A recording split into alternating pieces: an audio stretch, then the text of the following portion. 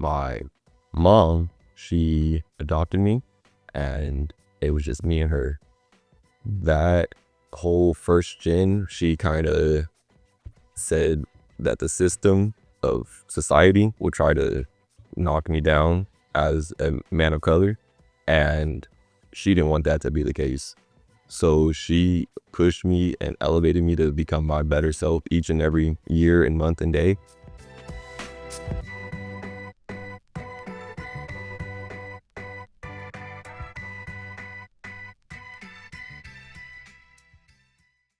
Hello, everyone. Welcome to Dreaming Big, Working Hard. I'm David Alvarez. This is a conversation today. Exciting. We're in a new venue, a different place, Southwestern College, our community college here in southern San Diego. And we're going to be having a conversation with three students, current students, who a couple of them are former students here at the community college, and share their journey as first-generation students. Many of you know I am a first-generation student in college. I'm the youngest of six, the first one to have gone to college. It really has changed the trajectory of my life, and so I'm really excited to be able to talk to students of this new generation and the challenges that they're facing as the first in their family go to college. That is still a story these days. That is still something that we really want to invest in our students because of what you'll hear. Their success stories are like so many others that have been able to go on this journey. So it is really my honor to introduce to you three guests today, and I'll have a chance to have them introduce themselves as well. We have José, Oscar, and Diana, former students here at Southwestern College who are first generation, the first in their family to go to college. We're obviously very proud of that. We should be as a society in general, but also as people of Southern San Diego County area where we want to make sure our students can succeed. So thank you so much for listening, and here we go. So thank you all for being here. Really appreciate you. I think we'll start with you, Diana. You are now a student at UCSD, but you were a student here on this campus not long ago. And I'd love for you to tell us about your own journey. Where are you, like, in your family? How many people are in your family? You're a first generation students, but tell me about that story, and welcome. Of course. Thank you for having us, first of all. So, yes, I think my story is a little bit, something that everybody can sort of relate to. I'm actually also a first generation immigrant. So, I was raised back in Tijuana in Mexico. And I had an interesting story when I was 15, because that was the time that I graduated from school back in Mexico. And, well, we were set on our immigrational path, I guess you could say that way. But there were also financial hardships in my family, so I kind of like took a detour, I guess you could say, a sort of hiatus in my education. And I was in the process of immigrating as well. So that was definitely, starting with an obstacle first of all. And so it took me quite some time to get back to my studies. So I spent almost a semester or almost a year as a dropout. And I was also in the process of immigrating here in this country.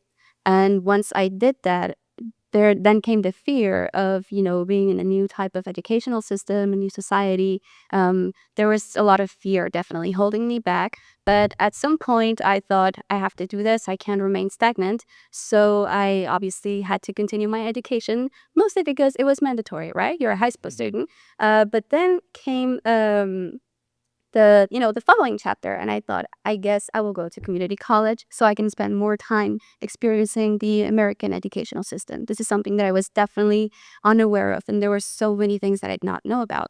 So I got to Southwestern College, where I found an amazing community, I would say. It definitely felt like I was back home, like I was back in Mexico. I definitely had a lot of support. I spent almost 3 years studying here in Southwestern, and I was originally a theater arts major. Then I kind of like I decided I wanted to do something else. So obviously now I'm focusing on history.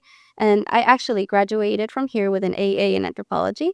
And I transferred to UC San Diego a year ago. That was a year ago. And then simultaneously, I decided to take another class here to get an AA in history. So I was attending both institutions at the same time. I was at Southwestern still, and I was at UC San Diego. And luckily, I also found the job here because I wanted to remain a part of this community, this very warming community. It's really interesting that you talk about it in that way. Thank you for sharing about the community that's built at our community colleges. I was not a community college student, except for a few summers I took a course in between my semesters at my university. And so I didn't have that kind of experience, but I really come to appreciate what you're talking about, which is a community. And something you said that a lot of people are not as familiar with, community colleges, you can walk up and enroll. There's no application, there are no essays to write. Everybody in California, we have made it everybody's right to attend our community colleges, and they are at a very, very affordable rate. I think you can confer with that. So you're the first in your family to go to college. Are you one of only children in your family? What is your family makeup like? So I actually have an older sibling, and I have another relative who also studied here, and I think currently in the process of studying. But quite frankly, in my family, we never really knew what step to take next after community college. And for that, I mean, obviously because I'm a first generation student, I didn't know what steps to take, like where would be my path next. And luckily, I had a wonderful mentorship here in this community in Southwestern. So that's why community has been incredibly important to me. And from just taking one class, I also found incredible guidance and support. And it was not just about, it was an elective course that I took, Mexican American Studies. And not only did I found my passion for history, so actually changing my major and doing something that I was passionate about and that I could excel at, and thus keeping a good GPA, by the way. But also finding incredible support from my mentors. And I do want to talk to you about some of those support, some of those programs and those experiences you had that helped you specifically in your first generation journey. We'll get to that in a second. But now I want to introduce Oscar. Thank you so much for being here. You are now at San Francisco State. Yeah. And we'll hear about your experience there. But please tell me about your first generation story. First generation in my family. I do have an older sister who's actually currently also doing the online program at San Francisco. So that gave me a little bit more of a sense of how the online system works. Originally I wanted to go to SDSU.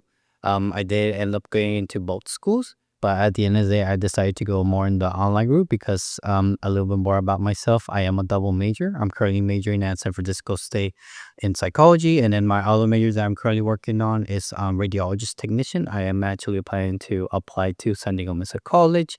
And basically on the online system, honestly, for me, I'm more of an online person, to be honest. I got more used to it during COVID because in my high school, it was basically mostly online during that time. So it kind of gave me a little bit more comfort to it, I would say. And then after that, I basically just got used to it, to be honest. Right now it's barely I wouldn't say too hard, but it's kind of a little bit more stress relief because I'm actually going to be finished with my first 3 courses at San Francisco State very soon because they're all AP courses. So I'm currently right now taking 5 courses, but currently right now I'm doing 3.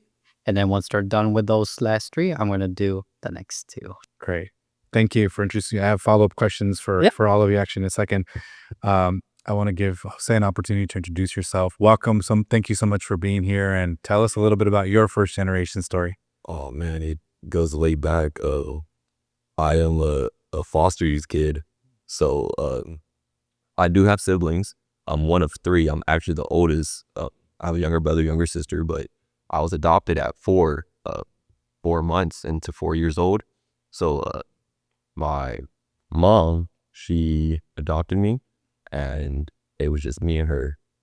That whole first gen, she kind of said that the system of society will try to knock me down as a man of color, and she didn't want that to be the case. So she pushed me and elevated me to become my better self each and every year and month and day. And, when it came to high school, I was, good with grades, but I was teeter-tottering on sports-wise, because I did play football and basketball. The coaches here, they recruited me to play football here, and so I was still teeter-tottering on it. But I had a lot of men successors around me as my coaches from high school, and they definitely pushed me to take that step to become the leader of the pathway. I like to call it first generation pathfinders, because I could have been the one to set the tone, to follow up on everything. So yeah, that's my story, coming from foster youth and challenges like that, mentally overcoming that, and that's where I'm here. Thank you for sharing that. Appreciate it. I want to ask each of you, because this was really important for me in my journey as a first generation student. Again, youngest of 6, and nobody ever have been to college. My parents never even had a first grade education. They came from Mexico as immigrants as well. And so education, while it was valued and they cared about it and they wanted to make sure I did well in school, like you were just sharing with us, Jose, and I'm sure you're familiar with this as well. We didn't know what that meant. Like, what does it mean after high school, right? Like, what do you do? And so I want to ask you about that moment, because we've all had it as first generation students, that as you now maybe look back, like if that wouldn't have happened in my life, I may have not been a first generation student. I might have not gone to college. And for me, just to share with you my example, I think there's a lot of pieces that I can probably point to, but there are a couple of things. And I think, Jose, you work with the EOPS program here on campus. So we had an EOPS counselor on our high school campus. I went to San Diego High School, and I still remember that she was very insistent on me applying to college, because I kind of was like, why? Like, what is this about? Like, I had the questions of, can we afford it? Probably not. I'm very, very poor family. And she was insistent and persistent, and she made me fill out that application, so much so that I applied, and I somehow didn't get a fee waiver, even though we qualified, because we were very low income. And then I was just going to give up and be like, whatever, okay, then it's not for me. And then she had me do a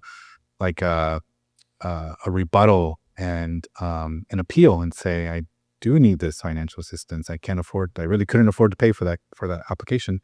And I did that. So that was one pivotal moment when, without that, I would not have been in college. And, there were other educators who always talked about college, so they at least put it like in my mind.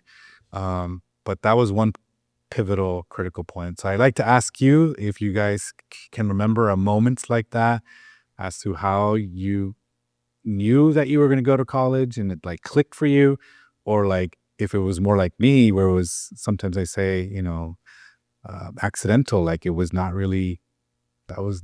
really planned that way, but thank goodness it happened that way. So Jose, you want to start? Because I know you said like your mom was really focused on it. Yeah, my mom was very persistent about me, scholarship wise with athletics. And I did have a scholarship to North Dakota State to play, but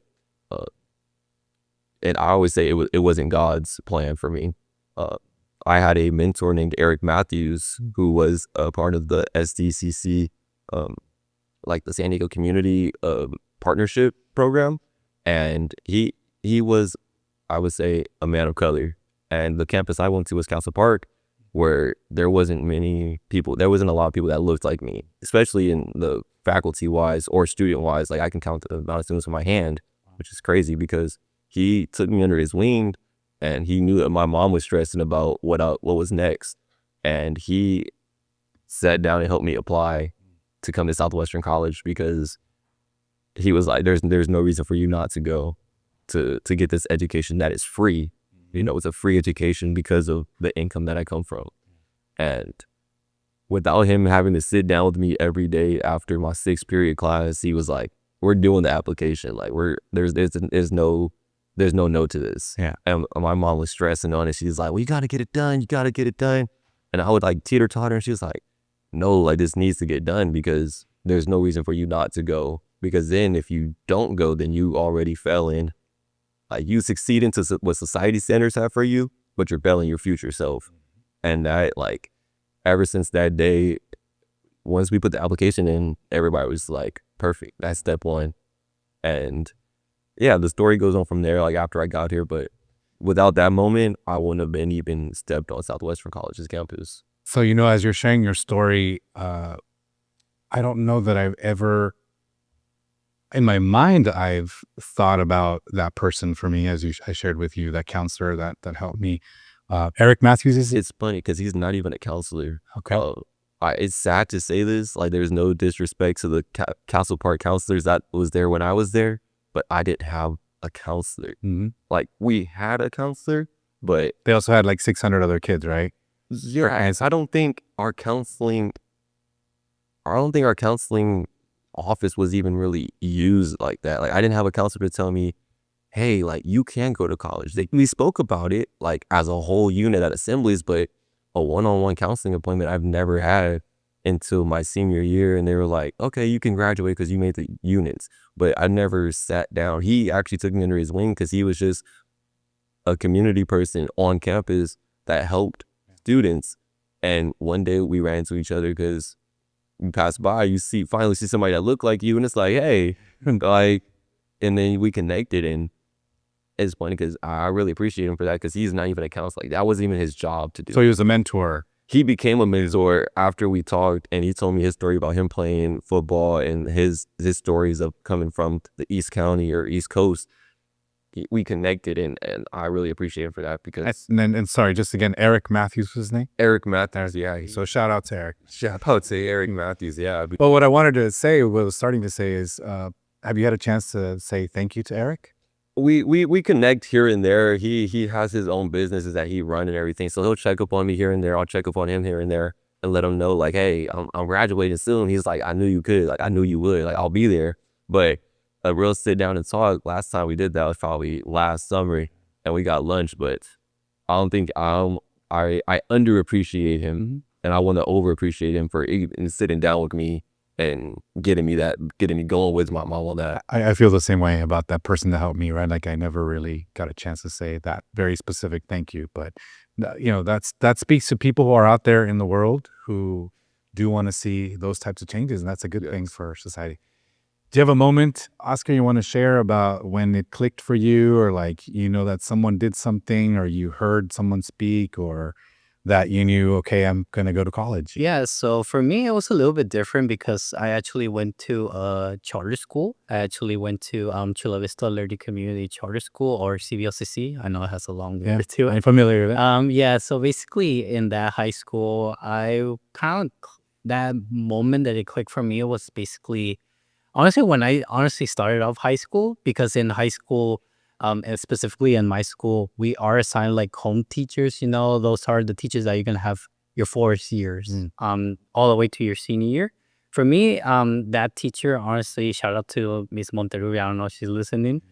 So I basically had her for almost 4 years, and she basically did share her journey with me. Honestly, she kind of inspired me, I would say, to go to Southwestern College because, well, one, I recently was not originally planning to go to even college or university. Honestly, back then I just thought, like, as soon as you graduate high school, just go to work and all that sort of stuff. But it was kind of like a 50-50 with the teacher and my parents, because both my parents didn't get that chance back then. They honestly continued to remind me, like, please continue school. I didn't get the chance to do it back then. I want you and my sister to continue on. And after that, honestly, it kind of did click for me. I originally wanted to go to university, but I was like super worried about, tuition back then. It was a little bit more different, I would say, compared to right now. Because I honestly didn't have any knowledge of, like, financial aid. I was definitely worried about that. Because both my parents, they currently are working a lot right now. Because I did the start of college, my mom did end up getting 2 jobs, and my father is currently working on his current job as well. So after that, it kind of inspired me, to be honest, to pursue a career, because honestly, every single day I come into my house, I kind of feel bad that my parents are working basically the more that they're used to. Back then it was only my father who was working, but now because I'm basically in college, my mother decided to work twice the job because she is basically providing me a lot of the tuition most of the time. And obviously right now I'm able to do it on my own now that I'm in the university. I did have to take out loans, that sort of stuff, and I was able to work 2 jobs at the current time. Thank you for sharing that story. Yana, do you have a story? Do you remember a moment like that? Or Yes, I do. okay, So first I have to say it's very interesting hearing these stories, how casual and like unexpected mentorship can turn around to be, like maybe not just from a counselor but from a professor and instructor, from a mentor around. So that's very interesting. And it's very similar to what happened to me. It actually was a moment that I would say marked me here at Southwestern because obviously I was a student at high school during COVID, so I didn't get the full high school experience, like being on campus. So after I transferred to Southwestern, I began taking classes just to digest the educational experience. And after I was taking some history courses, mostly electives, but I guess now part of my major, I guess the day that I realized it was I ran into my professor, like just walking around on campus casually, and he was talking to another one of his students. And I don't know what the conversation was about because I entered halfway through it. But I asked him a question, and they were talking about a doctorate, like PhD, pursuing a PhD. And he said that he was talking about how, oh, I think the student could have the chance to actually pursue doctorate studies, and you too, you could. And I said, this was my legitimate reaction back then. I was like, really? And he told me, yeah, you excel at history, literature, like just straight up that kind of motivation, like that talked to me. At the time, I didn't even believe that I could go for like actually taking serious the idea of going to grad school. And obviously right now I'm working through my bachelor's, but it was because of that casual, super, super casual conversation that I had that I decided that I actually wanted to go beyond and basically stay in school for as long as I can. So attending grad school, pursuing doctorate studies, things like that. So it was that super casual conversation that was like the moment that like kept me going. yeah, it's interesting because times have changed, and you guys are facing a lot newer things coming your way. Certainly, we have to acknowledge that the cost of living, and some of you have already said that, right? The cost just to live here requires more working, which means more hours dedicated to that, and perhaps less to your studies, whether it's your parents or you yourselves.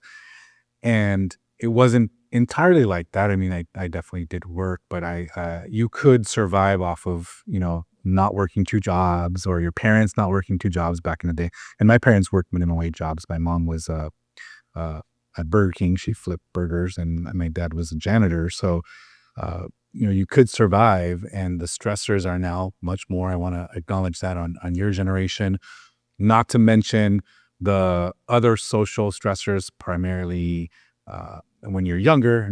You're now no longer in high school, but certainly in high school and middle school now. I'm the parent of a middle schooler and a high school. Some of the pressures from peers and social media stuff and all that.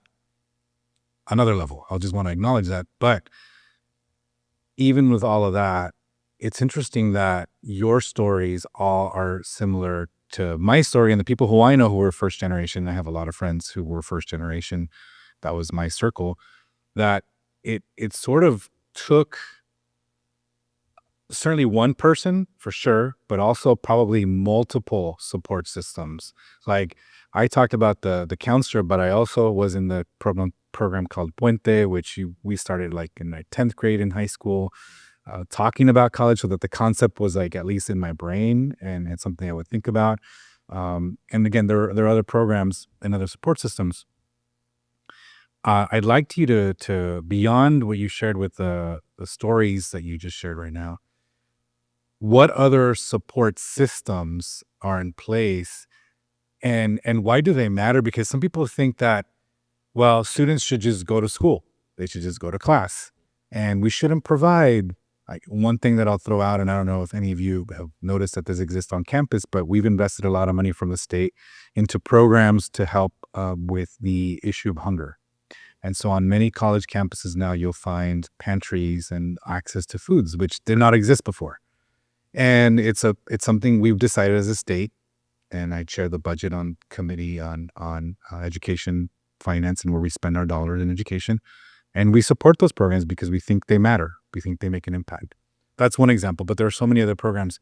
Can you tell me about the support programs that maybe you've participated in that exist to help first generation students, and why those programs matter? If you just want to pick one, that's fine. If you want to list them off, that's okay too. Let's rotate now. We'll start with Oscar. Yeah, so the main one for me, honestly, when I first started off just general college here at Southwestern College, was definitely the first year experience program, where I'm actually currently working on. They do have another program called the second year experience program. That's the one that I'm currently working on right now. I would say, honestly, with the other program, I honestly would have been completely lost to it. How I find out was actually kind of a funny story. They actually, basically, how I found out was actually through my sister. She basically also went to Southwestern College and is attending San Francisco State University. But basically, she basically was part of the program back then, but they didn't have the second year experience program when she did it. So when I first started off there, honestly, they helped me out a lot when it comes to like counseling, classes, workshops. That definitely work out the most for me.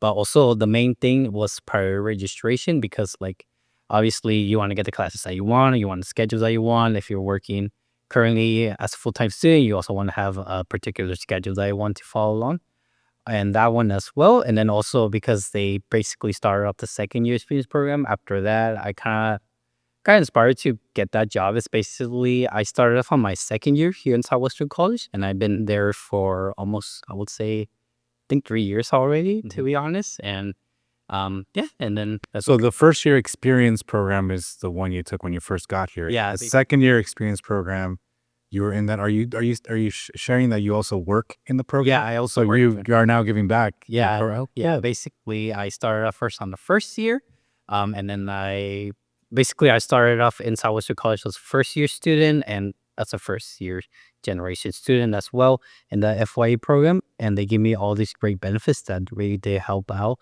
which is prior registration, counseling, priority, and then workshops and events. And then after I completed the first year, I transitioned to second year. Second year is mostly on focusing on your second year when it comes to like transferring and all that sort of stuff. And then after that, on my second semester, I basically started off working there as well. That's awesome. Thanks for sharing. And something that people may not be aware of is that transfer rates from community colleges into our UCs and CSUs is unfortunately not where it should be.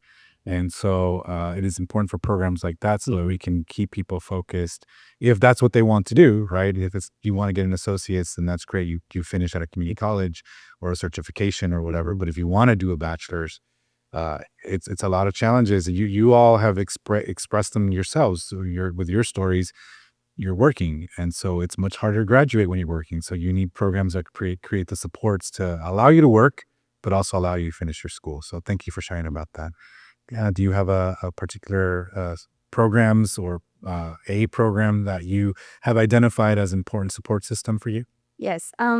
Since we're talking about support system, I have to say not a program, but number one, definitely my parents. But similar to Oscar's story, I also, when I graduated high school and I started the community college, I also joined the first year experience. So that was a very, very big help in basically finding what classes I had to take. I was very disoriented. I didn't know what to do, right? So they helped me very much at that, and also graduating on time. Not that there is a specific time, because everybody goes at their own pace, right? But it did help me not to waste time, I guess you could say. I don't want to interrupt you, but you made me think of something, because my daughter just entered high school last year, and with her, they go to see their counselors and then they pick out their classes. So like they have someone to help them figure it out. You just reminded me, something I had forgotten from my first year. Once you're in college, you're on your own. Yes. And you need to figure out how to sign up and like which classes you need to take in order to graduate. Otherwise, you're taking all these classes and they may not add up to what you need. So sorry to interrupt you, but I think that's like something important that maybe some people don't understand. universities and colleges don't have a counselor that you're assigned to that you go into and that you have to go pick up your classes so that you can create your schedule. You can take one class, you can take 5, you can take none. It's really up to you. And unless you have the support system to help you figure out what classes to take, you might be wasting a lot of time at community college. Exactly. Thank you for sharing that. No, yeah, that's a very good point. And so I was part of the first year experience, and like Oscar, I also work there now. So I'm part of FYE and SYE in general. So it's very nice, especially now that I'm in my second year at UC San Diego. Now I know where to find live resources, even if it's at another institution. Right. I know where to find live resources. I know where to go. I know how to ask for help, which is so essential. And when you're a first year college student and you have no idea what to do, it's very helpful to sometimes just step out of your comfort zone and go out and try that.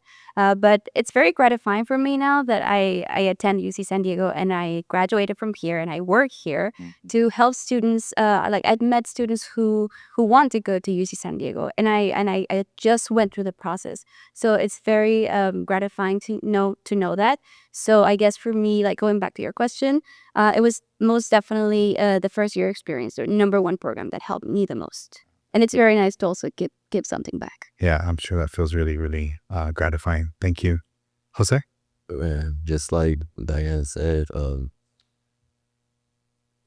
I do have a program, but first I always say my system is, I'm a big believer, and I do say my system was God. Without him, I'm nothing. And that system of him that pushed me and believing that without him, I can do, like, with him, I can do all things. Philippians 4:13, I can do all things through Christ who strengthens me. That system was one of the hugest things for me because I got baptized my first year coming into college, and that changed my full perspective on life. I came to college and there was a program called EOPS, and EOPS stands for Extended Opportunity Programs and Services, but that EO and EOPS meant so much to me because it meant my opportunity to come here is bigger than what I know. And how you guys said that being assigned a counselor, they have there was this first event called EOPS Fall Welcome Back. And I'm thinking, welcome back, like, is it just for students who've been here before? And they said, no, it's for all students. You come, it's your first year, come, you get to meet everybody. I went out just because you can kind of go. And I've met every EOPS counselor there, from supervisor who's no longer here, Ms. Deanna, and then also met Omar. And Omar's the director, Miss Deanna was a supervisor. And I told him, like, yeah, I'm in foster youth, I got adopted. And they connected me to a counselor named Miss Michelle Montano. She went out through her way and found out, like, yeah, you're part of their GSP program, which is our Guardian Scholars program. So that even put me even a bigger opportunity than what I saw from just EOPS. Like, it gets even deeper than that.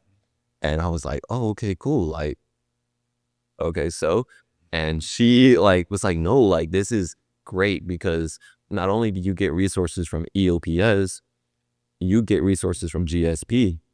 And I'm like, okay, what are we talking about? Like, resources, like, I get to talk to you all day, or like events, food? And she's like, no, so like you get one-on-one counseling for an hour, and it's mandated that you get one-on-one counseling for an hour because you're a part of EOPS. And not only you're a part of EOPS, because you're with GSP, you can meet with me whenever you would like. And I was like, oh, okay, so what does that mean? She's like, well, we can make up a SCP. And I was like, SCP, I don't know what none of this stuff means. Like, what are we talking? And she's like, well, SCP stands for Student Educational Plan. I'm like, okay, what is that? And she's like, that's where we can choose your classes. I'm like, okay, so now I got a whole bunch of classes on my paper. What's next? She's like, well, we can make a semester by semester. Okay, what is that? Like, I'm not really familiar with all these like lingos and terms that counselors use. And she was like, well, we basically gonna look at your major, and we're gonna plan it out. Mm-hmm. And you're gonna take these classes, and if you mess up, we can rearrange. But this is gonna be the track you're on. And EOPS was one of the most beneficial programs I ever learned about. Like, I honestly feel like if EOPS can be open to everyone, there should be no reason why it's not. Yeah. But EOPS does have its limits and regulations for certain students, which is you receive a Cal Grant A and B, and that's all through financial aid. So you have to receive a financial aid. Sure. Yeah, that system of EOPS was huge because like how you guys used to work for first year experience. Not even after my first semester, they offered me a job working for EOPS. And so I was like, oh man, like, so not only do I get to learn what this program is, I get to dive deeper into what this program does for me. And I learned that we have even bigger opportunities. So like lending textbooks. So like if I don't have to pay for textbooks, we got it here in our shelf and people can come lend them. And they're like, well, no, because EOPS offers, it's a $400 textbook supply. So they give me free $400 to go and pay for my textbooks. And then they're like, yeah, and then you get $300 supply credit. I'm like, so you telling me I get $400 to textbooks I need to buy and then $300 to go get whatever I need? They're like, yeah, because we want to set you up for success. That took a load off of me financially because now I don't got to pay for nothing. Like EOPS just was like, here, like, and I was like, so what do I got to do? They said, you got to be a student. And I was like, cool. And keep your grades up. And keep your grades up. Yeah, maintain a 2.0 GPA and go to class. And like, basically they were saying, here's the blueprint, here's the structure, and we mess up, okay, cool, we can always fix it, but there should be no reason that you're not graduating while you're here. And it's been such an amazing experience from that system of EOPS itself, because they gave me the opportunity to know that there are people out there with resources that can help me succeed. So that was huge. And there's a mutual accountability, right, from you and from them. And yes, yeah, that accountability is, hey, you first of all, you got to meet with a counselor. So you get in there, you got to meet with a counselor, make up a SEP, a semester by semester plan, and then you maintain your grades. Second, then you have to meet with them twice.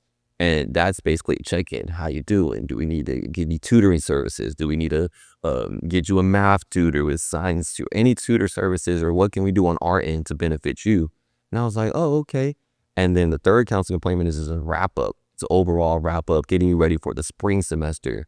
And that's literally all you have to do is just maintain your grades. But to get in, receive financial aid and the Cal Grant A and B. So there's limits to getting in there, but once you're in, it's like you're in. And then like if you're eligible, like you got to take that step, because there's so much money out there for you to succeed. Like there's no reason for you not to succeed in that area. Well, thank you, Jose. Thank you all for sharing. I'm really looking forward, because I've lived that journey, and I've had a lot of friends who have lived the journey as to what you'll be doing. All of you, I think you'll be doing amazing things. You are already giving back, all of you, in the programs that you said were really important for you to be successful as a first generation student. So you live what it takes, and now you've seen how you could provide that same skills and the same support for other students. And that only means no matter what you all do in life, you're probably going to be thinking about this experience as a first gen student in what you do, whether it's if you become a successful business person, how do you get involved and engage in the community, or you stay in the field of education, or if you happen to do something like me, which is get into politics and advocacy, and then go back and give back to these types of programs, because they're, as you were saying, they're very time intensive. It requires a lot of focus. It requires a lot of people to support students like you, and it's for a reason. It's because we have research, scientifically data proven that students who are first generation have much bigger struggles than those who are not.